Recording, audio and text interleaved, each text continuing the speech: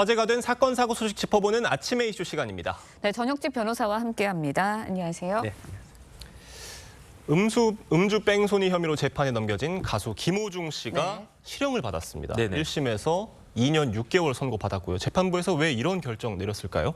글쎄요, 뭐 그냥 술 좀 마시고 사고를 냈는데 일단 도망갔는데 예. 그런데 피해자도 뭐 그렇게 크게 다치지 않았다. 이런데 이렇게까지 실형이 나올 수 있는가 이렇게 생각할 수도 있을지 모르겠는데요. 네. 법적으로 구성하면 단순한 범행이 아니었습니다. 일단은 도주치상죄인데요. 예. 이게 형량이 어떻게 되어 있냐면 1년 이상 30년 이하 징역까지 가능한 범행이에요. 그다음에 위험운전 치상죄가 또 해당이 되는데 이것도 1년 이상 15년 이하입니다. 거기에다가 사고 후 미조치죄도 5년 이하 징역이거든요. 여기에다가 김호중 씨가 범인 도피 교사까지 했단 말이에요. 그러니까 재판부가 뭐라고 설시를 했느냐. 초동 수사에 혼란을 야기했고 네. 그다음에 경찰 수사력도 낭비했는데 그런데 김호중 씨 행위를 보니까 죄책감도 없어 보인다. 심지어 수사받고 재판받는 과정에서 그 네. 중간에서 상식적으로 납득하기 어려운 그런 변명이 있었다. 거기에다가 김호중 씨는 굉장히 유명한 그다음 팬이 많은 그런 공인 아니겠습니까? 네. 그 김호중 씨의 사회적 영향력들을 감안했을 네. 때 징역 2년 6개월 실형이 맞다 이렇게 판단한 것 같습니다. 네, 결국은 이제 김호중 씨의 사법 방해 행위에 대해서 법원이 엄벌을 내렸다. 이런 평가들이 나오고 있는데 어떻게 네네. 보세요?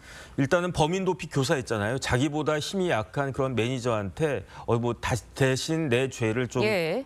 받아달라 이런 식의 행위를 했으니까 그것도 굉장히 안 좋은 건데 특히 안 좋았던 건 뭐냐면요. 일단 김호중 씨가 도주하지 않았습니까? 그러면서 어떤 호텔에 들어갔는데 그 전에 맥주를 마시는 그러한 모습들이 나왔어요. 그건 뭐냐면은 음주 수치를 측정하는 것을 방해한 거 아니겠습니까? 곤란하게 한 거 아니겠습니까? 이것이야말로 사법 시스템을 방해한 거고 그다음에 많은 사람들이 저렇게 하면 내가 음주운전 걸려도 형을 좀 안 받거나 적게 받을 수 있겠구나. 이런 영향력을 갖다가 끼칠 수 있으니까 사회적으로도 나쁜 영향이 있을 것이다. 이렇게 판단한 것 같고요. 제가 조금 전에 말씀드린 바와 같이 형량 자체가 굉장히 높은 그런 범죄이기 때문에 2년 6개월이라고 하는 것이 그렇게 엄벌이었다라고 보기는 어려운데 대신에 어떤 일이 있었냐면 그 피해가 그렇게 중하진 않았단 말이에요. 예. 거기에다가 뭐 큰 돈 들여가지고 합의까지 했으면 이런 경우에는 제 경험상 집행유예 정도 나오는 경우가 많이 있는데 이번에는 재판부가 이렇게 감경해주지 않은 것이다. 이 정도로 판단하는 게 맞지 엄벌까지는 아니지 않나 저는 그런 생각 들었습니다. 네. 김호중 씨 측은 즉각 항소장을 제출을 했어요. 네네. 항소심에서는 어떤 부분이 가장 쟁점으로 다퉈질 걸로 보십니까? 뭐 쟁점은 이제 없고요. 예. 그냥 김호중 씨가 잘못했다, 반성한다. 그다음에 여러 가지 것들로 지금 다시 한번 또 반성한다. 거기에다가 추가적으로 지금까지 김호중 씨가 수감되어 있는 기간이 몇 달 동안 되지 않았습니까? 예. 그럼 이제 항소심 끝날 때쯤 되면은 뭐 1년 가까이 수감 생활을 할 수도 있을 것인데 그렇게 이제 고생한 그런 점들을 감안해서 고등법원에서는 좀 집행유예로 석방해 달라 이렇게 전략을 짜면 맞지 않을까 싶습니다. 네, 그런가 하면요. 술타기 수법에 대해서도 좀 이야기를 나눠봐야 할 것 같은데 이번 네네. 판결로 이제 최근에 좀 늘고 있는 김호중 모방범죄, 일명 술타기 수법 이거 뭐 본회의에서도 처리가 될 예정이라고 하는데 이것도 좀 뭐 줄어들 수 있을까요? 이거는 줄어들 가능성이 커 보입니다. 왜냐하면 이제 김호중 방지법이 14일이니까 오늘이죠. 네. 본회의 처리가 된다라고 하는데 빨리 처리가 돼야 될 것 같고요. 그다음에 재판부에서도 이런 행위 때문에 2년 6개월 실형을 선고했다는 거 아니겠습니까? 네. 그러니까 많은 사람들이 음주운전하면 절대로 안 되지만 혹시 음주한 상태에서 운전을 했다고 하더라도 저런 식으로 뭐 나가가지고 뭐 편의점 들어가서 맥주 소주 마시면서 나 괜찮다. 원래 지금부터 내가 그 알코올 농도가 높아진 것이다. 이렇게 주장을 하면 오히려 법원에서 더 괘씸하게 생각해서 형량만 높아질 것이다라고 하는 그런 경종이 울려질 것이다 생각이 됩니다. 네. 네, 다음 이야기도 해보겠습니다. 방송인 김나정 씨가 자신의 SNS에 필리핀 현지에서 마약을 투약했다며 도움을 요청하는 글을 올려서 논란입니다. 저도 그 글을 봤는데 네. 다소 횡설수설하는 내용으로 보인다는 얘기도 있고요. 어떤 일이 있었던 겁니까? 이게 왜 저런 논란을 자초했는지 모르겠는데요. 예. SNS에 글을 올렸는데 마닐라라고 그랬어요, 본인이.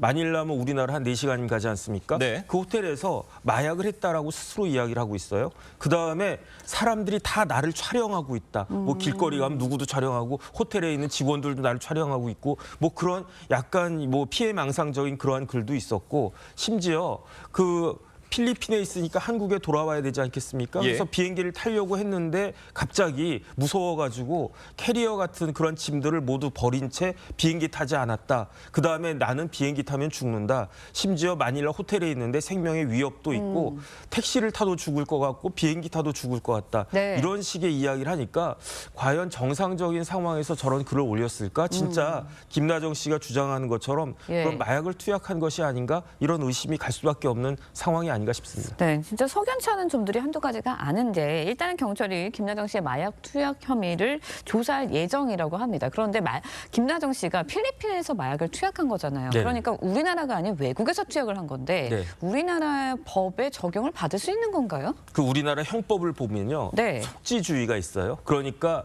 외국인이라고 하더라도 한국에서 음주운전 해가지고 그러면 처벌받습니다. 외국인도 속지주의니까 한국에서 범죄를 저지르면 처벌받는데 거기에다가 속인주의도 있어요. 그러니까 한국 사람이 외국에 나가가지고 뭐 음주운전까지는 뭐 모르겠고 예. 지금 김나정 씨가 받는 혐의 막 같이 어떤 사람이 나가가지고 마약을 했다. 이거는 설령 뭐 미국이든 뭐 필리핀이든 중국이든 어느 나라에서 그 범죄를 했다고 하더라도 한국 사람이니까 한국 법원에서 그 재판받고 한국 그 경찰 검찰에서 조사받을 수 있다. 그러니까 그런 행위는 하면 안 되겠다는 생각이 듭니다.